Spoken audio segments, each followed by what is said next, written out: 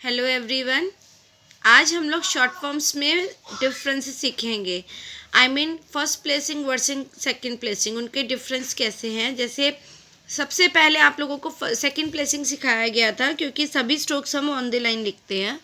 उसके बाद first 3 chapters जो आपका बेस है, उसके बाद आपको फर्स्ट प्लेसिंग सिखाई जाती है। आइए एग्जाम्पल देखते हैं। सेकंड प्लेसिंग में हम एफ कैसे लिखते हैं, सिर्फ सिंपल एफ, इस तरह से कर्व स्ट्रोक बनता था। अबव द लाइन यही बन जाएगा 4। द के लिए हम छोटी सी टिक वॉवल लगाते थे, डॉट वॉवल। डॉट वॉवल जो था वो ऑन द लाइन रहता था। अबव द लाइन बन जाएगा ए और एन। एन कहाँ पर आता है? हमेशा वॉवल से पहले, ए ई आई ओ यू से पहले। बाकी सभी कॉन्सोनेंट के साथ में ए लगेगा। 2 कैसे बनाते थे? 130 के एंगल में ऊपर से नीचे की डायरेक्शन में हम बनाते थे। और ये उसी तरह से अबव द लाइन जब बनेगा तो बन जाएगा ऑफ। बट कैसे बनाते थे? 90 के एंगल में लाइट स्ट्रोक रहता था और अबव द लाइन यही बन जाएगा ऑन। पहले मैंने आपको सेकंड प्लेसिंग सिखाया है, पहले सेकंड प्लेसिंग आप सीख चुके हैं। अब हम फर्स्ट प्लेसिंग में डिफरेंस देख रहे हैं।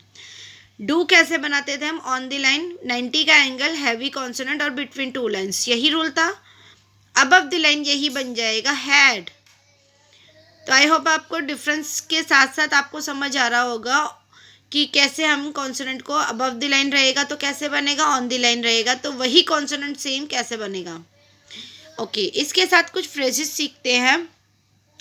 ऑन द और बट द। मैंने अभी आपको बताया ऑन जो है 90 के एंगल में रहता है अबव द लाइन, बट रहेगा 90 के एंगल में ऑन द लाइन। इसी के साथ में द की टिक लगाएंगे, on the but the. But आपकी बुक में उसने राइटर ने कहा है इसको लाइटली स्लैंट कर दो। स्लैंट करने के बाद, स्लैंट क्या होता है? तिरछा करना। स्लैंट करेंगे हम राइट में भी कर सकते हैं, लेफ्ट में। अब हम कौन सी डायरेक्शन में करेंगे? राइट।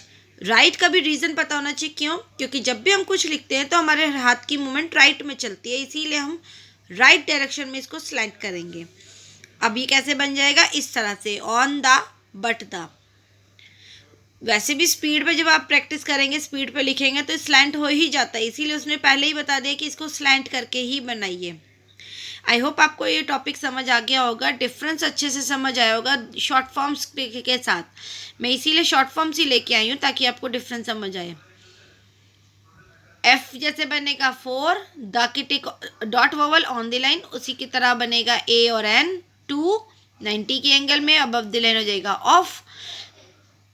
2 130 के एंगल में ऑफ, अबव द लाइन 130 के एंगल में, बट 90 के एंगल में अबव द लाइन वही बन जाएगा on. Do above the line 90 के एंगल में अबव द लाइन बन जाएगा हैड। आई होप आपको टॉपिक समझ आया। कोई भी डाउट है तो आप मुझे कमेंट करके पूछ सकते हैं। Thank you so much.